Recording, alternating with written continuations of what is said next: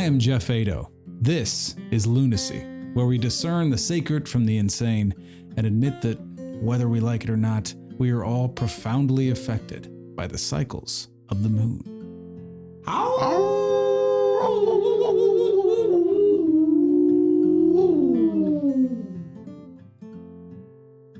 My guest today is my very good friend, brother Mikey Parker. He is, if you don't know Mikey, he's an incredible musician. He's an incredible musician. Incredible musician. Sped up. Sounds like incredible musician who has an inordinate talent for really bringing people together in his shows and creating a healing environment unlike really anything I've ever experienced before and seen. Something I really admire about you, which is a lot of the reason why you're on the show today. Also, we have a lot in common. We've done some plant medicine ceremonial work together, and also like some other ceremonial work. We did some Shabbat stuff. Mikey hosted Shabbat at my house. I'm not Jewish, but I admire that tradition, and he does it in a sort of a secular way that honors that whole tradition. It's very inclusive, which I'm totally into. So we have that in common as well. Yeah, I got nothing but love for you, brother. Thanks for coming on the program. Love you too. Really appreciate it. Yeah. Nice to be here. Yeah. Sweet. So let's just drop in really quick. We're going to start off with a little prayer. We want to honor our ancestors and all those people who brought us to be in this moment right here, right now. All the struggles that they fought to get us here to a place and time that is remarkably easy to live, relatively speaking, even though it sure seems challenging. Just thank you so much for sticking it out and creating us. We want to thank the Creator for bringing us into existence and giving us the opportunity, this conversation, this dialogue. And we want to thank this land that we're on. We want to thank the Nisenan tribe and people that were here before us that cultivated this space, this land that we're on. We want to thank them as well and honor their tradition. And thank them for allowing us to be here. Amen. Amen. Yeah. All right, cool. So Mikey, I guess I just want to kind of start off with like, you could talk a little bit about how we know each other, which is we met doing ayahuasca circles. And that's been incredibly profound, I think, for both of us, really, without doubt. Let's talk first impressions, shall we? Go, let's do it. So, the group that we were sitting with when we first met, you're allowed to come up and do a song if you have a song that you'd like to share. And so naturally, Mikey got up and shared a song of his, and I just was so moved. I mean, you're kind of in a movable state. Right. When on medicine anyway, you're a little more malleable, shall we say. Right. But it was so transformative and full of love, and really like the way that you enveloped the room. I was just really like awestruck. Like immediately I saw you and I was like, whoa, that's my brother up there. Like we were on a very similar path, and I really appreciate his journey and his talent and his sharing it with us, particularly in this environment. Like I was really moved by you, and I continue to be moved by you and our friendship. So thank you. Thank you. Yeah. Wow. It's really sweet to hear how you see it and to hear your experience of me in a very, I got, with medicine, sometimes not knowing which world I'm in, and the power of music of, I guess it's something that like, it's like a needle to the fabric, weaving with other voices. Yeah. I noticed that on medicine, it's the music that brings me back. Yeah. And I'm not like,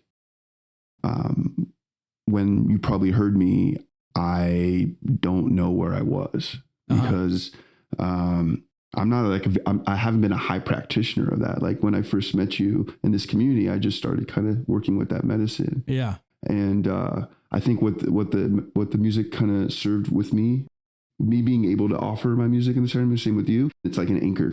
Yeah. In the moments where we get to play music, it's like, oh, now I know where I am. This is what I'm doing. Oh, wait, what is this guitar? Wait, what is this? But then being like, no, I do know. And I appreciate that you see me in that way, because probably at that moment I was probably going through something really challenging, because medicine work isn't all roses and butterflies and unicorns. Yeah, it's not. It brings stuff up for sure, and self-doubts and that kind of thing. Yeah. And I think I moved through a lot of like anxiety and fear.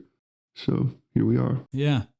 Yeah, it's really interesting on that note. I find, I've shared a lot of music in that environment, and also, frankly, like been inspired to write a lot of music from that environment, that experience of that plant medicine and what it brings, and sort of the veil that drops, the experience of like seeing beyond that, experiencing more of a connection, and also just spirits around me, in me, moving through me. And it's interesting though too, like the first time I met you, you walked in the ceremony and I was like, do you mind if I share? No. I was like, who's this guy? He's got like long hair. He has like really cool clothing on. He's got like, all the accoutrements, all the different clothing.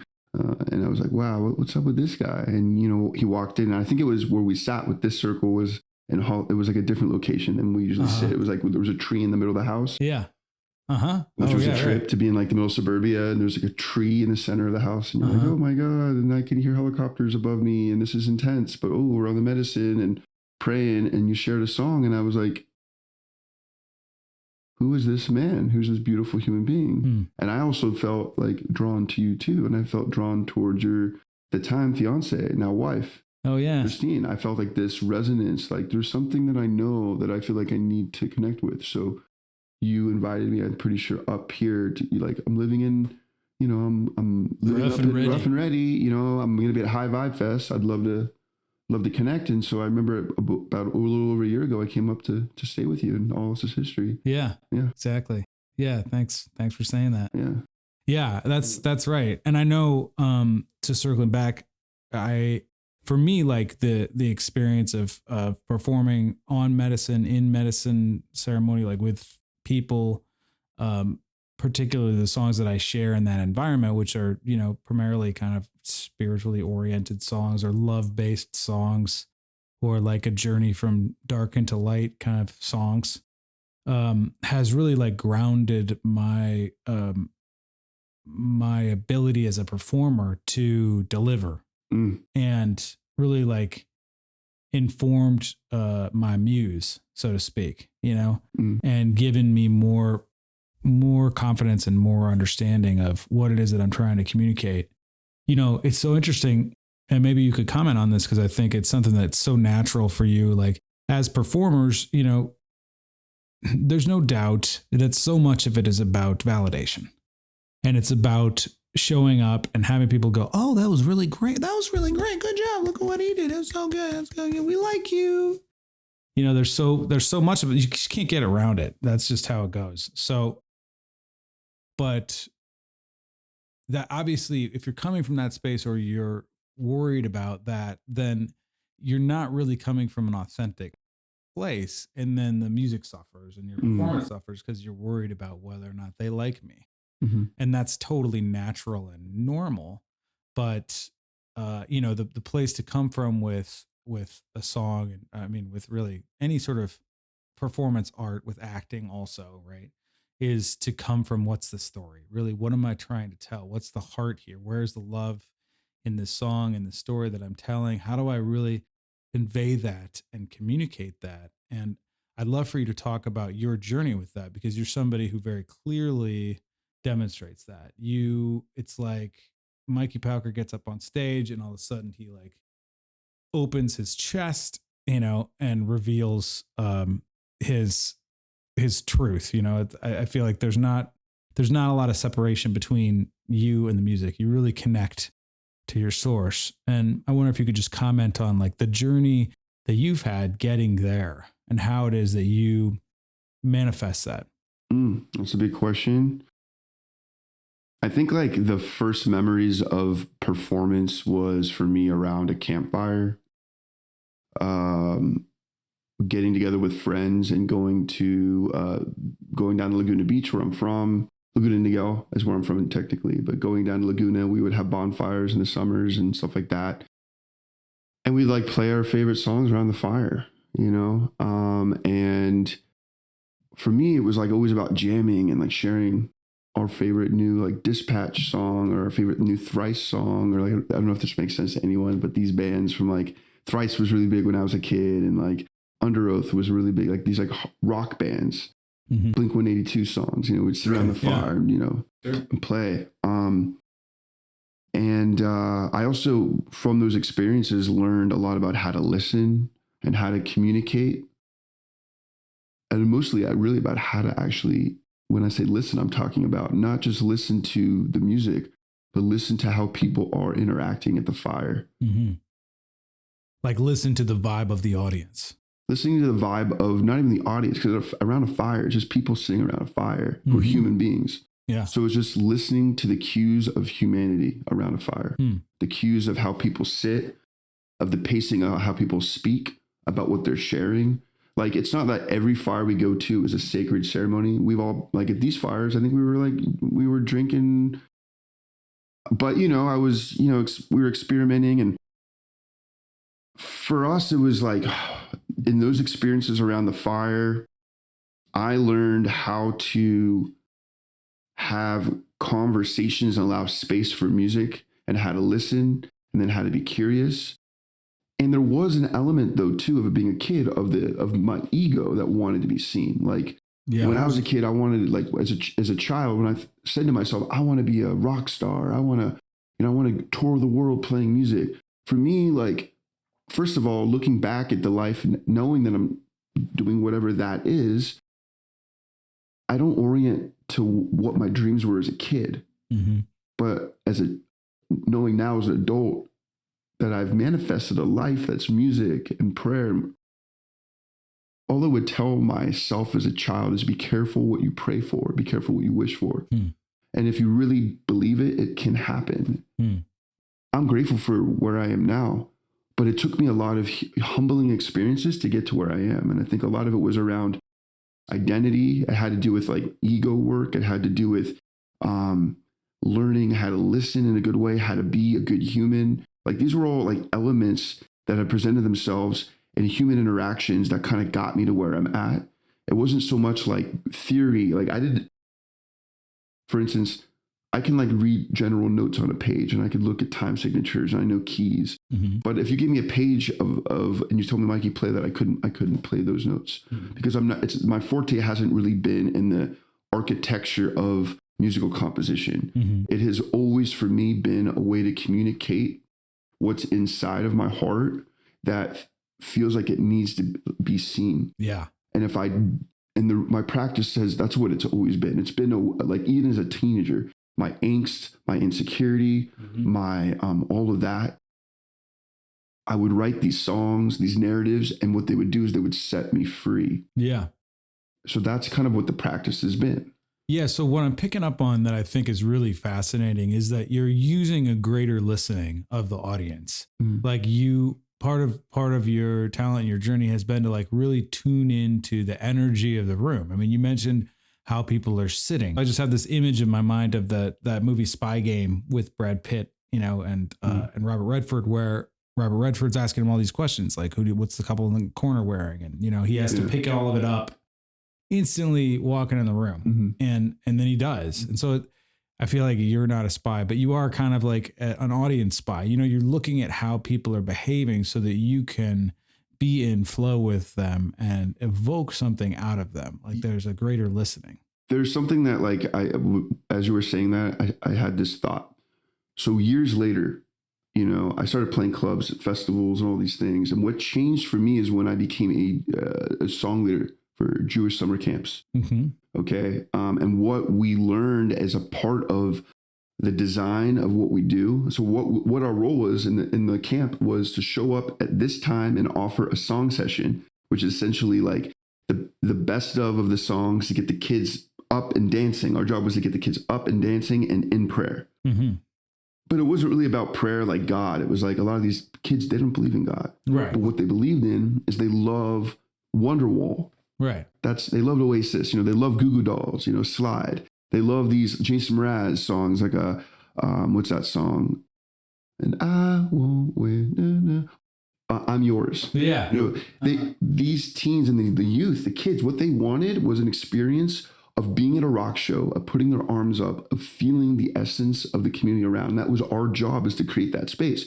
We'd have 15 minutes. We'd go into a dining hall without microphones. And our job was to find a way to contain the energy and take them through a journey in a short amount of time. So it was like a boot camp. And I did this for years where, I was in every session, every day we had to do that. And I did that for multiple summers and multiple camps. And then I started getting kind of brought into summer camps as an artist in residence, because I wrote a couple of songs that got published in like the Jewish music world that people knew. So they were like, Mikey, come to our camp and do a concert. And it's always kind of like a rodeo.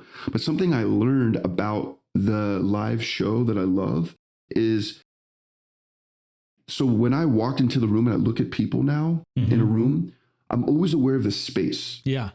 So there's this space, right? If we're in a space like we are right now, we're in a small room and there's a contained energy field between you and I. It would be different if we were sitting in a bar and having this interview. But because we're close up and we're near each other, like right here, there's like an energy that we're feeling from each other. Yeah. It'd be different if you were 20 feet away from me and we're at different tables trying to hold the same energy. For sure. So what I'm saying about that is, a human being, we have a frequency and an energy. And then the closer we are to each other, the more that the energy can build when we're in the same resonance, through story, through song, through meditation. Yeah.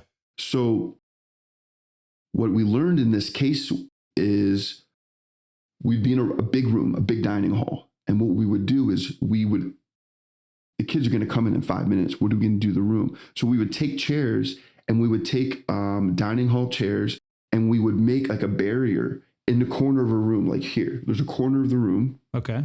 And in the corner of the room, we're going to make like a barrier. Yeah. Right? And so the people are going to be inside the barrier. And so we're going to invite them in, even though we're in a giant room, to only be in a space of 30 by 30 feet. Okay, cool. And then when that 30 by 30 feet, we're going to have them get involved. And when we're in a smaller space and we're closer together, and we're saying, hey, now maybe ask the person next to you, put your arm around each other. We're building a generative field that's inviting collaboration and movement and song and story and intention. We say to them, hey, share a story of today. What did you learn today in camp?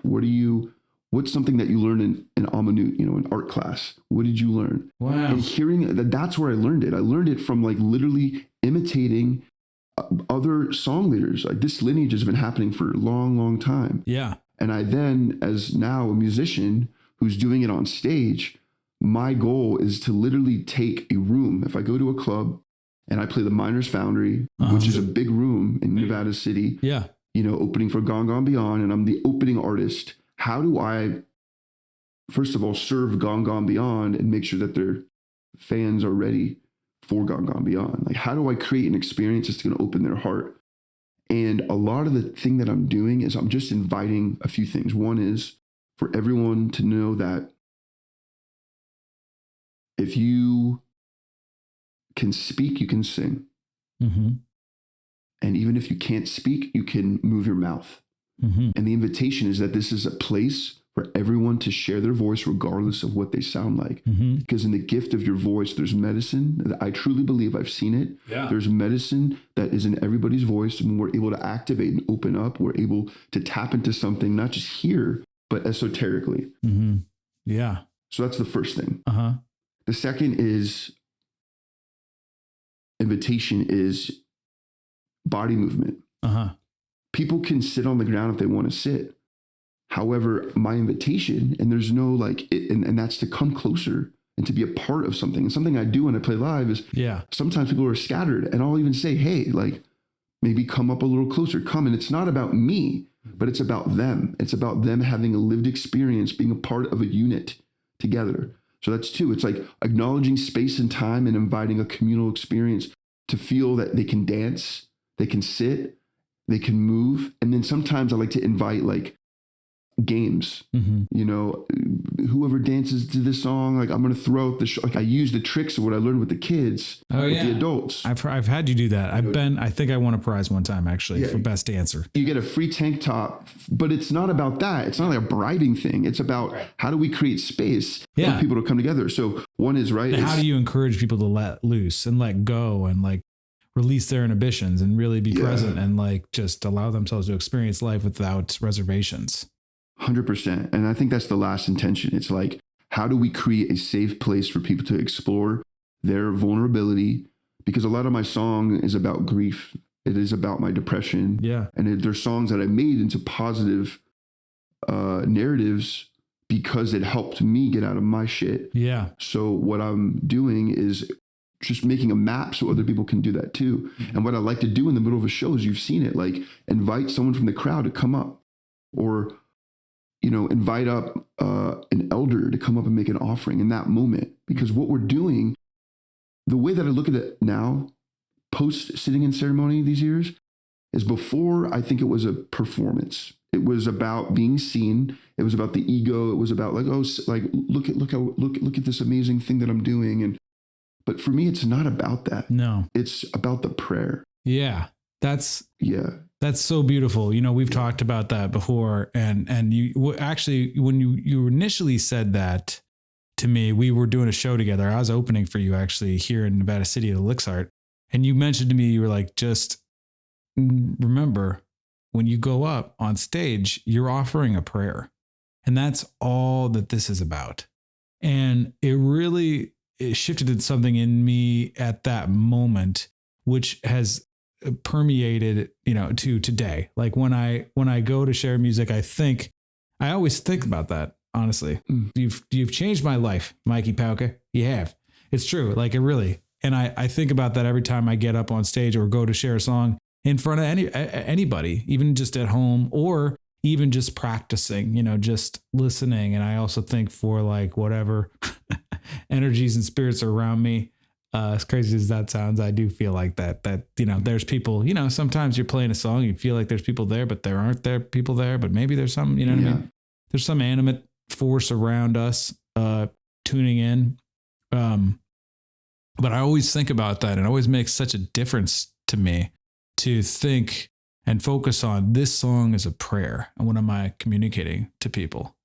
I really love that. And I really love also you talking about, you know, that basically like music is such a powerful way for you to get out of your own depression. Mm-hmm. I mean, God, dude, I think every song that I write is like that, or a reflection thereof on some level. You know, how do I get out of this like place? And now I know we're each going to share a song here in a moment. Now I know which song I'm going to share because it relates to that. And I think that's the place to come from, you know. I think what's beautiful about music is you can do anything. You know, you could do from like, you know, Metallica and heavy metal stuff to like ska and reggae to like fun stuff and, you know, like Taylor Swift or like whatever. You can get to your hardcore rap type things, whatever is in flow with you, you can do it. But I know for me, my intention is to raise my vibration, to experience life more fully, to help others to process emotion and grieve. Like you say, like a lot of my songs are laments, quite frankly. And I find that same thing in you. Like, I think that's one of the things, because the subject here is like the power of music, right? That's one of the things that's so powerful about music is that you really can use music as a vehicle to transform yourself and your perspective and get through stuff and like cry. You know, and speaking of which, I don't remember, like, honestly, I've seen you play, I don't know, a lot, many times. I don't remember a time where I didn't cry at some point or get a tear in my eye. And I'm sorry, it's been so horrible for you. Yeah. It's because it's so terrible. I just want it to end. I just want it to end, Mikey. You know, and they lock the doors at the fucking place that he plays. It's weird. That's not true. They won't let you leave. No. It's always tears of either tears of joy and like I find a greater sense of love in myself, or like I'm also connecting with you, and like there's like it's like, I don't want to say I'm proud of you because that sounds like I'm sunning you or whatever, but there's like there's a pride that I share with you as a performer. Mudita. Did you know this concept, mudita? No, what's that from? It's Buddhist. It's sympathetic joy. It's one of the like big virtues in Buddhism. But is it like compersion?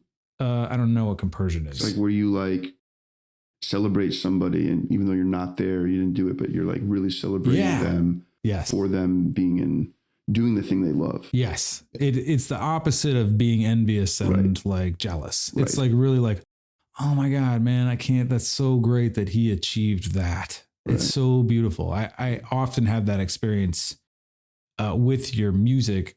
And at the last show that I was at, and maybe you could speak to this specifically, that fella in the front row at the last High Vibe Fest in Cobb, California this year was just, man, he was weeping, and you brought him up on stage and had him sing your songs.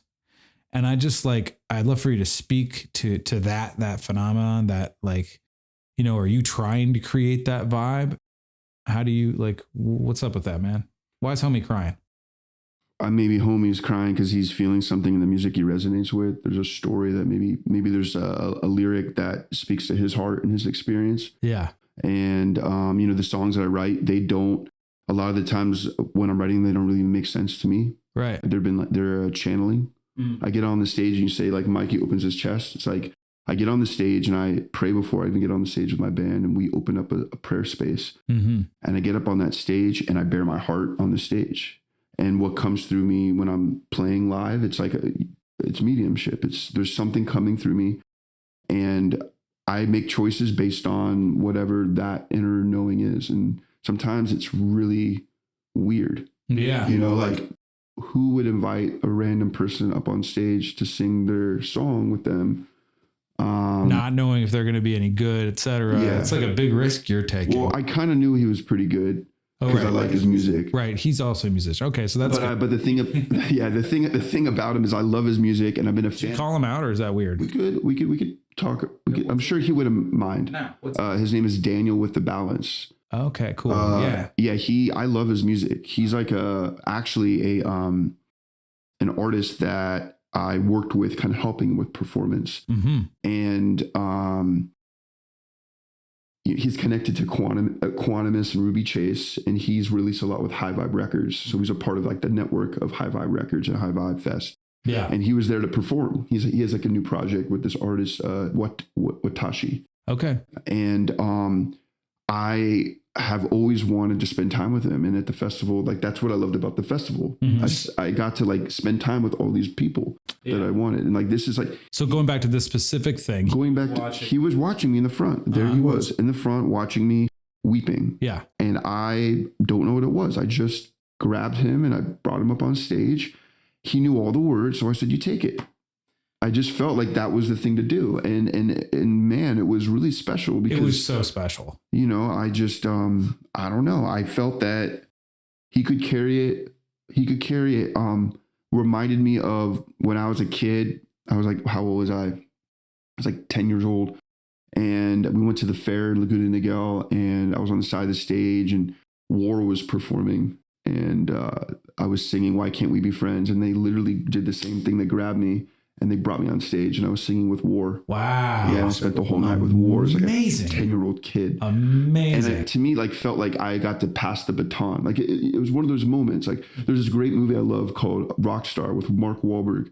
Okay. Have you seen it? Where he's in a cover band of some like rock band. You should check out this. You should see this movie. I'm going to watch it now. Okay. We should watch it. We do a viewing party. We should watch it tonight. Perhaps. So he's in this cover band, and then what happens? Marky Mark.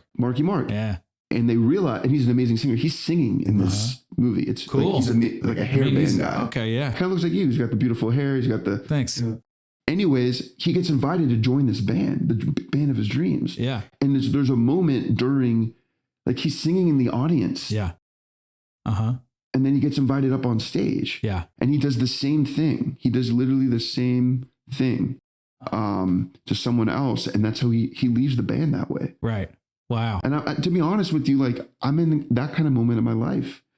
I got it. Yeah, that's so beautiful. I mean, first of all, in case people don't know, I am like an inspiration junkie and a love junkie and a vulnerability junkie. Like that's how I get high, if you will. Like, I'm always looking, how do I love more? How do I experience life more deeply? Yeah. The joys and the sorrows, like, and how do I express that fully? And that was such a beautiful, like you bringing him up on stage. It was like you could see the dream coming true for him and also for you. It was very much like you were passing the baton to him. And then all of us in the audience, you know, there's, I don't know, whatever, 50 to 100 people there listening on these fairground space. And it was like, all of us just got sucked in. Like we were all talking about it afterwards. In fact, like I saw people days later and we were like, oh my God, you remember that moment in Mikey Parker? It was the highlight of the festival, actually. Wow. For you? 100%. For I think a lot of us, for Christine as well. Wow. Yeah, it really was, because it was so intimate and cathartic, because like you could see it just brought the message of your music to such a deeper level, because here's this guy singing it and just totally inspired. And now he's the rock star on stage. He's the one that's communicating the message that you had to offer.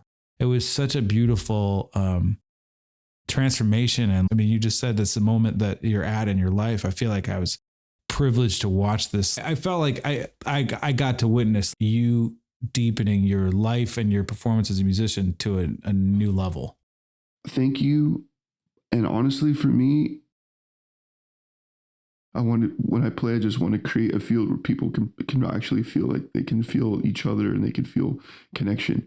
And I'm going to do whatever I can to make that happen every time, because it makes my life make sense. Yeah. Good.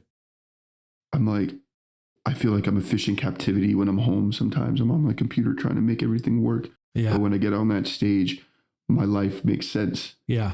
For like an hour. Yeah. And I just want to serve each crowd and create something for these human beings that are showing up. They could be doing something. They could be doing a million other things. I just want to be in service of the human heart and help humans sing and feel connected to something in this crazy world. Yeah. That's so beautiful. Yeah. And I got to say, it's like really gratifying to hear you make that, I guess, pledge or vow, if you will. Yeah. Because I know also, you know, we're friends and colleagues. And so like, I know how challenging this path can be from my own experience, and also from you and what you go through and the different challenges and like how hard it is. And how many times you just been like, you know what, man, I think I'm just going to get a tech job or something like that. You know, I said that this year. I said that. I was like, you said it last year too. Yeah. I was like, I'm just going to like quit this. Yeah. I'm going to like go work at AAA. God almighty. Well, I mean, nothing, no, well, hey, listen, AAA is great. Y'all know it's like, I've been doing this for a long time. Financial, it's challenging to keep it going. Yeah. But what I realized, I'm like, there's no way that I could do such a thing, because that's not why I was born to be here. I was born to be here to do exactly what I'm doing. Mm-hmm. And I just have to stay committed to it. And like, I love praying with people. So, you know, this fall, maybe it looks like I'm going to be working in a synagogue again, singing with people. That's fine. I'm happy to do that. That's performing. But I don't feel like, that's not, I got you. You know what I mean? So I'm just in this moment where I'm like, I feel like I'm ending a chapter. Mm-hmm. And that was what the Daniel with Balance moment was. It was uplifting the world to see him, mm-hmm. to acknowledge his beauty, his voice. And now I feel like I'm on to a new chapter. And that for me is like, how do I deepen into to being a ceremonial musician, and how do I create more of those experiences? And I feel like things might start changing. People might be seeing a new show, mm-hmm. something a little bit different. Yeah. Well, I think that's awesome. And I also, I know you're also considering like other offerings that you can do. And, I recently interviewed Marya Stark, and she's all about like, you can go on her website. She's got all kinds of stuff for you. Like you can do singing workshops with her, and like,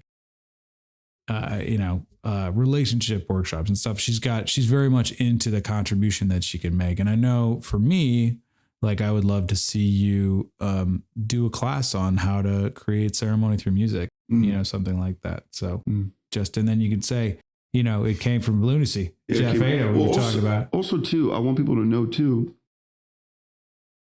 how amazing your music is. And, we got to work together for some time doing artist development practices. And I actually like have fallen in love with your music, and I see you, and yeah, I see you, good human. But like even more so, like I love your music. Yeah. And I see you as a very talented performer who has a deep message. And also this podcast is just I listen to it all the time. I love it. Like being on this podcast is a huge honor.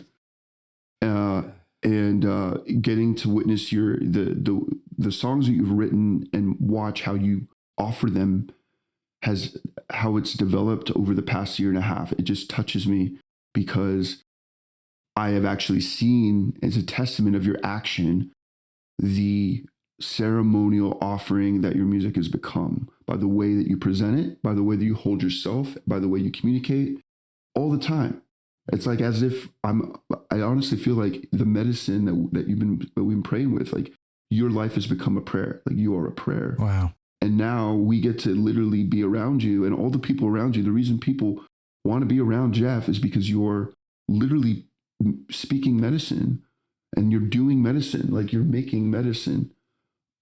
And I love your music. And if you haven't heard Geoff's music, I really recommend that you, as soon as this podcast is over, go listen to his music because it's so fucking good. Thanks, man. Yeah. Thanks. I really appreciate that. And it's the way you do it too. And I want to encourage you to get out and perform or share and pray. Yeah. Because you're a ceremonialist. That's what you are. You are a man of medicine and music. Mm-hmm. And the way I see you, I don't necessarily know if others can see it yet, but I'm committed to you as a friend and as a brother to share and be the gospel of Geoff Eido. Wow. That's so beautiful. I'm really working on how to receive, compliments, because then of course that like my imposter complex is coming up, and like, what is he talking about? There must be somebody else hosting this podcast. I think. Where's the guy behind the curtain? Because there's another fella he's talking about. But I and then I'm like, no, it's like, just receive. This is part of the process. Like you received me. And I'm gonna like love it. I know that we're gonna finish this podcast. We're gonna go in the other room a little later, and we'll just start playing music together. Yeah, for sure. I'm looking forward to it. Yeah. Thank you so much. I can't tell you how much I appreciate the acknowledgement. And also like, humaning is so challenging, like this path, and keeping it like out of the ego and continue to open up and be of service and watch where I get attached and like, why am I doing this? And am I getting, am I getting fulfillment out of it, et cetera? And then I got to keep going, keep pushing, keep offering, keep opening, keep being vulnerable, keep copping to shit and looking at my shadow and seeing where I'm being a dick and owning my inner asshole, like that's right. It's such a, like, you got to keep every day. I feel like something happens where I'm like, oh, there you are. Yeah. Ego. There's Geoff being a dick. Like, so it's really nice to hear that and receive that from me, because, I love you and I respect you so much. So thank you. And that I'm curious. Can I ask you a question? Do you know the gift that Creator gave you? Do you know how special your gift is? Like, do you actually know it, or are you kind of like just like how do you orient to the gift that you were given? Like, do you truly believe that this is your gift? And are you right now just in this place where you can't believe it? Like, I just want to know. I know maybe this is really vulnerable for everyone to hear on your podcast, but I'm supposed to be interviewing you. I know, but I get that. But this is also your story. This is the Geoff Eido story, Lunacy. Maybe this could be a moment. It's hard for me to say yes to that. I get the gift that I am or that I have to give, because, even though like I feel like I do a lot of healing work, there's still like, I don't know anybody who's not wounded. And so like that all comes up for me. Like I hear you, and I'm again, like I've got some imposter complex around that. Mm-hmm. And, I think that there are definitely moments where I accept my gift and the gift that I have been given to give. And I think also like, but it's not the trick with me is like my ego is always like, well, you better not, own that, because that's gateway to arrogant town. You're really going to be an asshole then, Jack. Mm-hmm.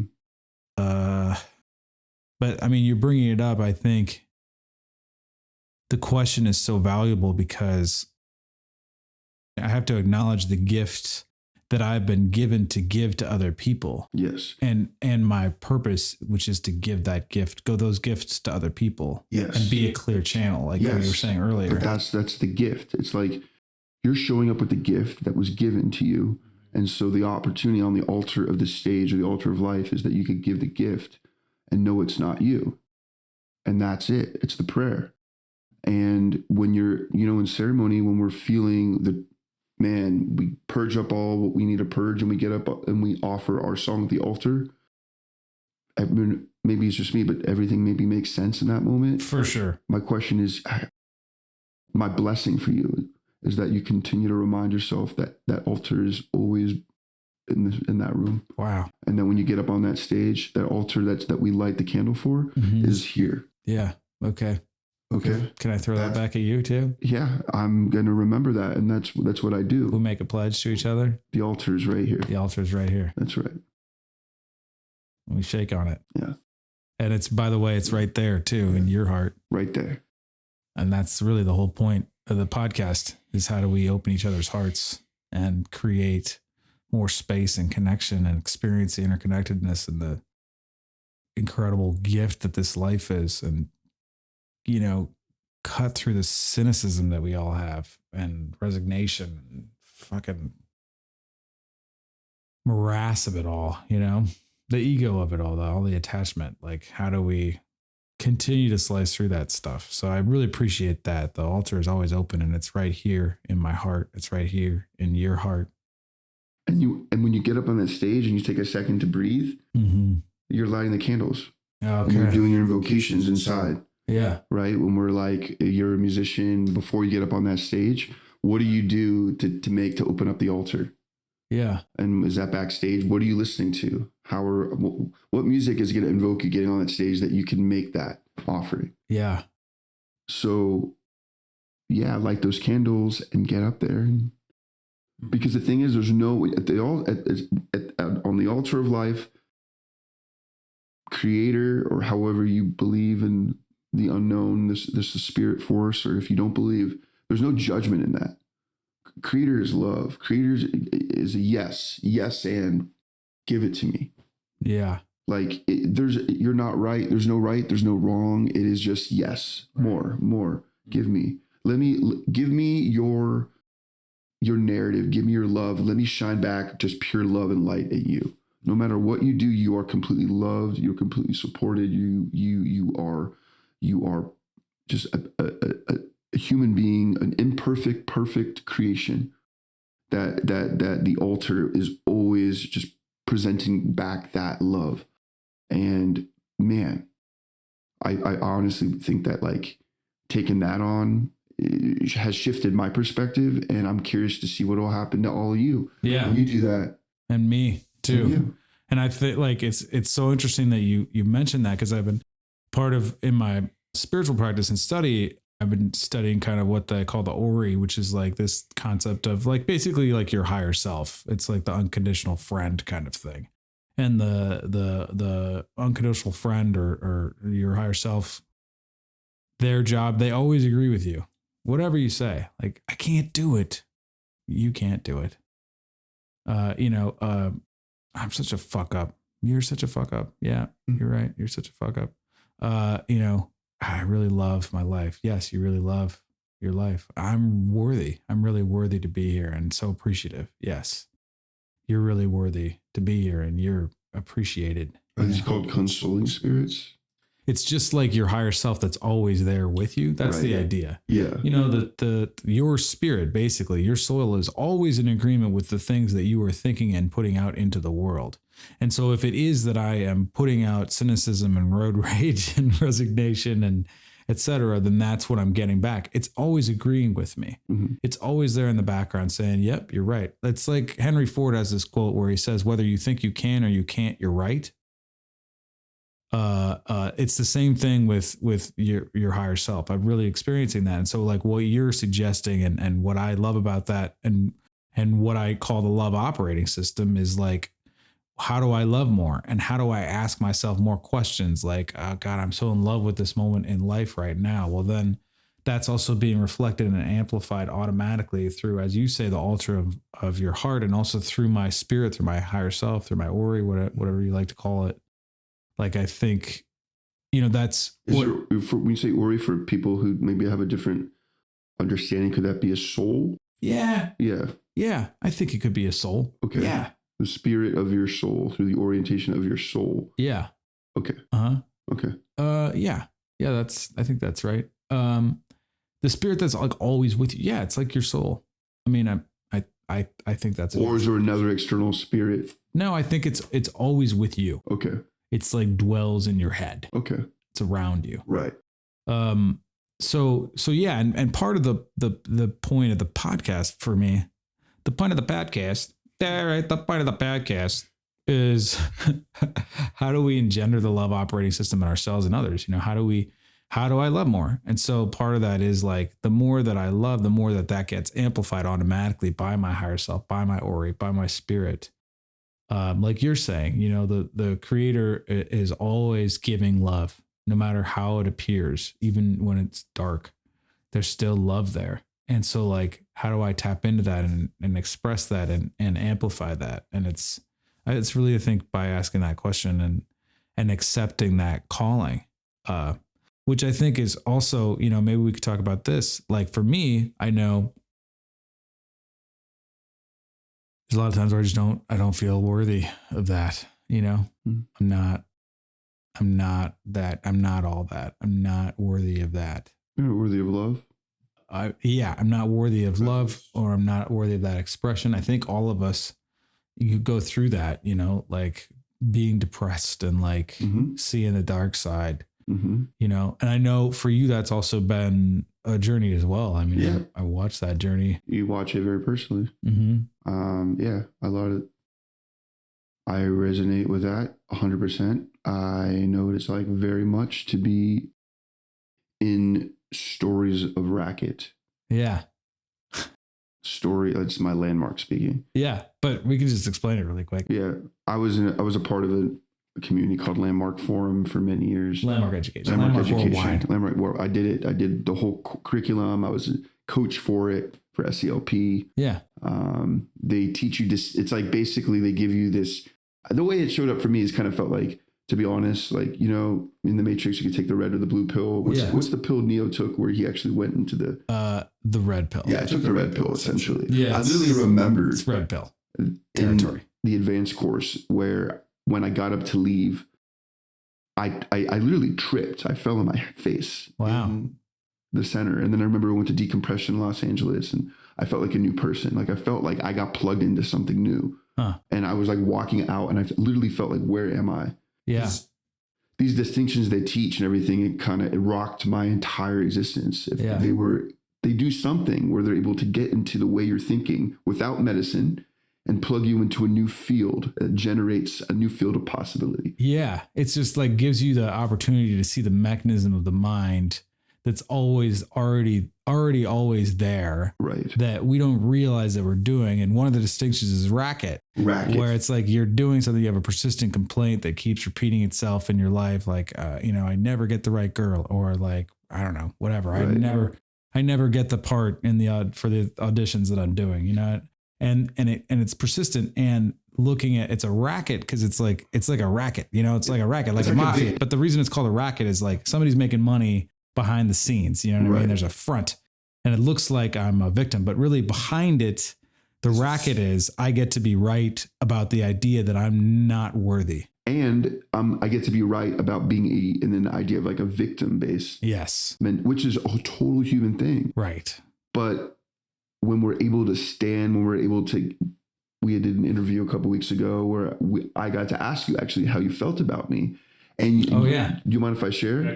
You said to me that I was like, sometimes I'm in a place of victimization and I'm in my racket. And literally right when you said that to me, it was like, I've been out of the conversation with Landmark for years just because I wasn't a fan of like how they did their business. Which they've changed, by the way. Which is awesome. Yeah. So I took a step away, and I think Landmark can be great for people. But what I learned from this, particularly now that they dropped that. But what I learned from this experience is that when you said racket and just the word racket, and you said the word story, and then you said, Mikey, you could stand in your possibility. In our conversation, yeah. In our conversation, it woke me up. I was like, oh my God. I have been going through this thing about my life for the past whatever time, and telling the story and having to be right about the story and caring about being right, then rather than just being open to the possibility that there could be a whole other way of looking at the world. And I could, yes, be dealing with a lot of suffering. I could be dealing with a broken heart. I could be, having issues around maybe not getting the same bookings I used to get. I could like have a whole list of things. But at the same time, I could also hold in my heart this understanding that I'm gonna stand in my power. I'm gonna stand in the knowing that it's all happening for a better reason. Yeah. And that it's a season maybe. And I'm standing in the vibration of love and possibility. Yeah. And that is like, it really woke me up. Wow. That's so great. So I want to say thank you for that. Yeah. And yeah, we can easily go in these stories. And by the way, those stories are so freaking helpful. Yeah. Because most people, they don't have the Landmark distinctions. Right. So there's pop music. It's full of racket and stories. Yeah, totally. And why? Why do you think pop, You Broke My Heart, and all these kinds of affirmations sell? Yeah. Because most of the world doesn't do transformational learning. They don't do medicine work. Right. There's a hypnosis of lyrics on the radio saying you broke my heart and da da da da da, and they're all vibing to a certain frequency. Yeah. It's not right or wrong, but what is right and why these songs sell is because most people aren't interested in getting out of victimization because it sells, because everybody's a part of that conversation. Yeah. And so what we can do as musicians is we could take a story of, broken hardness, and from that place, we could stand in possibility and acknowledge and love. Yeah. But it doesn't have to be cheesy. It doesn't have to be peace, love, and unity. And it could be a beautiful story that reminds people in subtle ways that what we're here to do with music and our rackets can be used as fuel to remind someone of their infinite source within. Yeah, totally. That's beautiful. That's really beautiful. Wow. Really beautiful. You helped me with that a couple of weeks ago. Man, I love you. Yeah, I love you too. Yeah. All right. Hug it out. Come on. Cool. Is this the most emotional interview you've done yet? Or no? You've been crying a lot on your podcast? No, for sure. Oh, good. Yeah, good. definitely. Good. This is the most emotional one I've done. Nice. I mean, makes sense. Makes sense. I like it's good. If you're enjoying this program, if you love Lunacy, please consider becoming part of our team. Go to patreon.com/Lunacy podcast to become a member of our team. You can choose a number of different levels to support us on a monthly basis so that we can continue the work of exploring the love operating system, how best to be of service, and how to live life to the fullest. Thank you so much for your support. Much love, everybody. I'd like for us to share some music, and I think I'm going to open for you.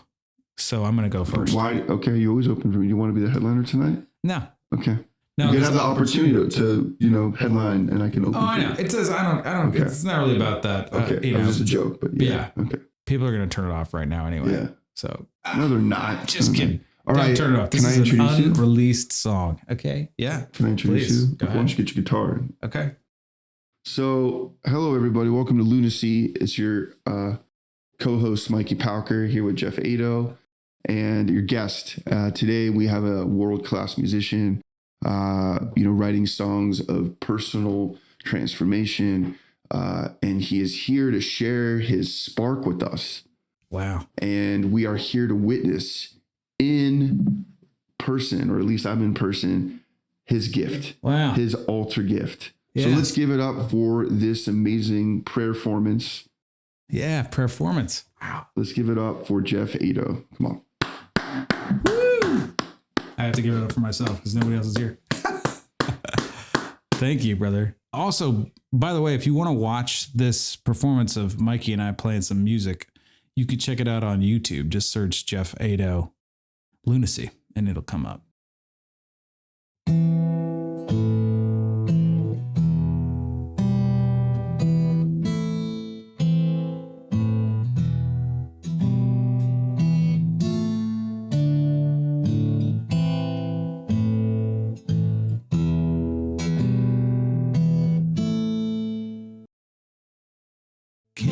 Sure I will make it, walking alone in the dark. Am I living the dream? Did I fake it? Fire begins with a spark. Enemies got me surrounded, weapons within and without. No hope left for me, I'd have found it. Change to the bed of this doubt. But somewhere a light in the darkness, it shines on me. I'm blinded, I'm deaf, there's no hope, no escape, but I see. Walking out of the wall, my head held high. Didn't think I would make it, thought I would surely die. Here I am, alive and unafraid. How I love myself, no longer I'm a slave. Walking out of the wall, my head held high. Didn't think I would make it, thought I would surely die. Here I am, alive and unafraid. How I love myself, no longer I'm a slave. Battling all kinds of demons, trapped in my head and my heart.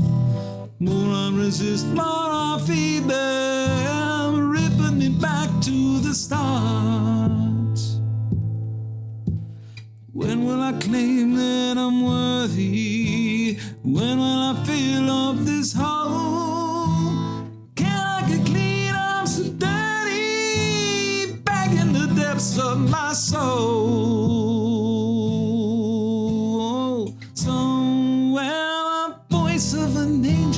Sings to me. I'm robbed of sensation, I'm paralyzed, but now I'm free. Walking out of the wall, my head held high. Didn't think I would make it, thought I would surely die. Here I am, alive and unafraid. How I love myself, no longer I'm a slave. Walking out of the wall, my head held high. Didn't think I would make it, thought I would surely die. Here I am, alive and unafraid. How I love myself, no longer I'm a slave. Walking out of the wall, my head held high. Didn't think I would make it, thought I would die. Here I am, alive and unafraid. How I love myself, no longer I'm a slave. Walking out of the wall, my head held high. Didn't think I would make it, thought I would surely die. Here I am, alive and unafraid. How I love myself, no longer I'm a slave.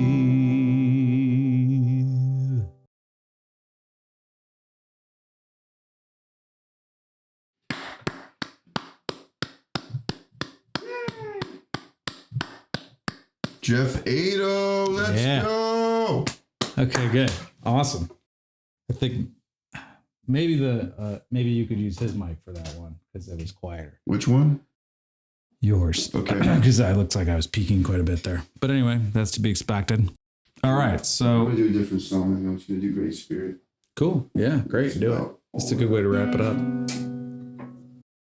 Ladies and gentlemen, it is a privilege and an honor to welcome to the stage my very, very good friend and soul brother, Mikey Parker. He is a star. I mean that in the true sense of the word. He is a bright light that shines upon this earth, spreading love and light through his music. He creates music as a prayer, and I couldn't be more happy to have the privilege and honor of introducing him. Ladies and gentlemen, Mikey Parker.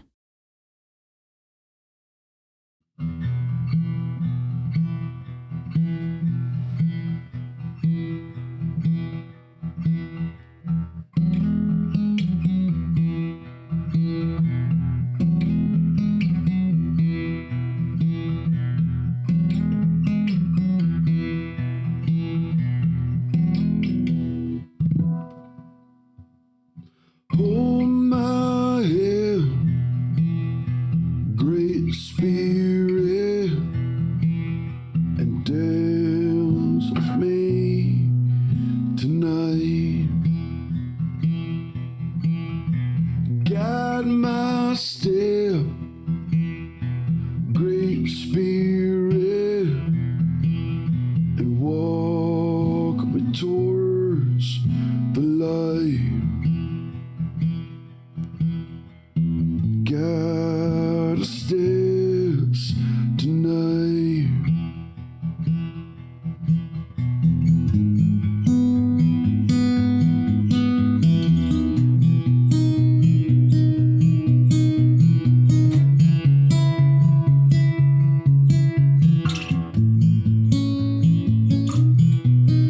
Please teach me how to stride with my head up when I'm all alone, restless in this hotel room. Send me my guardians, I need proof. Please free me from my patterns and stories that hold me back. Yes, Jaja, I need you. Give me a heart to feel you.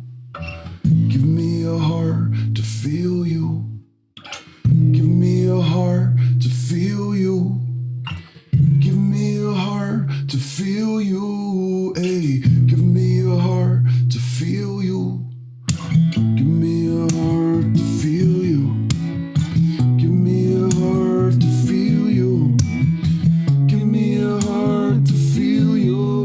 Hey, give me a heart to feel you. Please teach me how to stride with my head up when I'm all alone, restless in this hotel room. Send me my guardians, I need proof. Please free me from my patterns and stories that hold me back. Yes, Jaja, I need you. Give me a heart to feel you. Give me a heart to feel you. Give me a heart to feel you. Give me a heart to feel you. Hey, give me a heart to feel you. Come on. Give me a heart to feel you. Give me a heart to feel you. Give me a heart to feel you. Hey, give me a heart to feel you. It's breaking me down, I'm gonna give it. It's breaking me down, I'm gonna live it. Rattle my bones, rattle my skull. My bones, my skull, my heart is full. It's breaking me down, I'm gonna give it. It's breaking me down, I'm gonna live it. Rattle my bones, rattle my skull. My bones, my skull, my heart is full.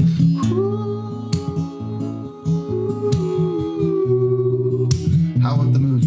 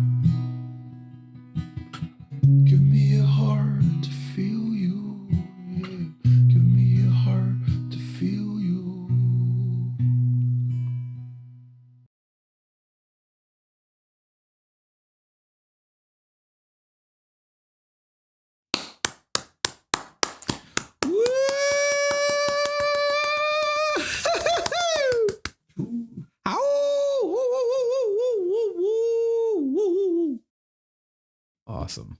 That's such a beautiful song. Thank you. It's great. Nice singing with you. Yeah, great singing with you. Thanks for letting me. I was unexpected. I was like, oh my God, some harmonies. Yeah. Yeah. Felt it. I was feeling it. I should have told you could have sang along with my song too. Next time. I was just mouthing it. I even got the lyrics wrong, some of it. That's okay. You'll see my mouth is not going with it. Okay. Doesn't matter. Wow, that's great. Okay, good. Well, we're nearing the end of our time here together. Here's the podcast question, buddy. For you, Mikey Parker, what is sacred and what is insane? What is sacred or what is secret? What is sacred and what is insane? Everything. Everything is sacred. Everything is sacred and everything is insane. Everything. Wow. Isn't that? That's great. Yeah. That's a really good answer. How is anything non-insane on this world? What are we doing here? Yeah. And because of that, how sacred is that? Yeah. Everything. Final answer. Final answer. I love it. Everything on all counts. Mm-hmm. Beautiful. Dropping some codes there. Yeah. You know what I mean? I took the red pill. Yeah, you did. This show is about the red pill. If I'm doing it right. How about you? What's sacred and what's insane? It's funny. Nobody's ever asked me that question before. Oh. I ask people that question. They never ask. You're good, like interview flip. I love it. Okay. For me, what is sacred? Oh, I like what you said, but I can't copy your answer. For me, what is sacred is gratitude and love and expression. Mm. And this moment right now, this breath. Mm. And what is insane is all the bullshit that I create that gets in the way of me truly feeling and experiencing the beauty of this moment right here, right now. All the stories that get stuck in my head and the rackets that I'm running on myself and other people and the victimization. That's insane. It's insane. And also the way that we, I'm sorry to say it this way, but I mean, speak your truth, Geoff, the way that we desecrate the planet, you know, the way that we're desecrating the planet, that we haven't figured out how to really live in harmony with what we have in this beautiful blue dot in the middle of outer space. That's insane too. Yeah. Yeah. But anyway, we're figuring it out. It's not too late. Go humanity. We're here obviously in service to that mission. There's a lot of goodness. We are in a time of pivotal time in humanity of degrees changing, and I believe in the power of miracles. I believe that we can turn things around, and we don't have to allow certain narratives to run the show. Yeah. There are miracles that happen. I see them every day. We see them. It's a miracle we're here. Yeah. That we're still here after everything that, if you're an alien coming to here and you were to see all the news, you'd be thinking, how is everyone even living? Yeah. But the fact, the reality is there are so many beautiful, meaningful things happening every day. Mm-hmm. Still, with all of the other shit, there's still some goodness here. And there's even great goodness in the shit. Mm-hmm. Some really good. There really is. Good learning. Compost. What is compost? It all the goodness nourishment made into crap. Yeah. But we need that crap if we want yummy organic veggies, we need great compost. Yeah. Honor the mud to have the lotus. That's right. Yeah, I think that's right. And I call me an idealist. I don't feel like that. I think I'm also a realist. But I choose to have an optimistic outlook because I choose that the way that I look and see reality also manifests it. And I know that to be true from my own experience, including this podcast, this house, having you here right now, this land that I'm on, it's manifestation. I created it. You did. My wife and I made a list. A really good job. I made a list of what I wanted in a partner, and that became my wife. So anyway, and I'm not trying to sell the secret over here. No, but also you've intentionally made altars of your whole house. Yeah, that's true. And it's amazing. And also this practice of music and singing and coming together. All that to say, like, all is not lost. You know, we are in the midst, at the precipice of a global renaissance, and we just have to put the phones down. Even though that's probably how you're listening to this. Don't put it down. Listen to this guy. You know, but from time to time, put the phones down and experience reality. And like, just the more that each of us claims our own sovereignty and recognizes that I am the creator of my own stories and I take full responsibility for my life to the utmost 100%. I'm not the victim of anything, and keep reminding myself of that. The more that each of us makes that inquiry and discovery and asks, how do I love more? The more that we allow all the people around us to expand and flourish. You know, Marianne Williamson, her whole quote, like what is it? Yeah, Marianne Williamson. I'm sure you remember me. I interviewed you a long time ago for a documentary on hunger that has yet to come out, that will come out. But just to quote her, our deepest fear is not that we are inadequate. Our deepest fear is that we are powerful beyond measure. Yeah. It is our light, not our darkness, that most frightens us. We ask ourselves, who am I to be brilliant, gorgeous, talented, fabulous? Actually, who are you not to be? You are a child of God. Your playing small does not serve the world. There's nothing enlightening about shrinking so that other people won't feel unsure around you. We are born to make manifest the glory of God that is within us. It's not just in some of us, it's in everyone. Here's the piece. As we let our own light shine, we consciously give other people permission to do the same. As we are liberated from our own fear, our presence automatically liberates others. Yeah. Amen. Amen.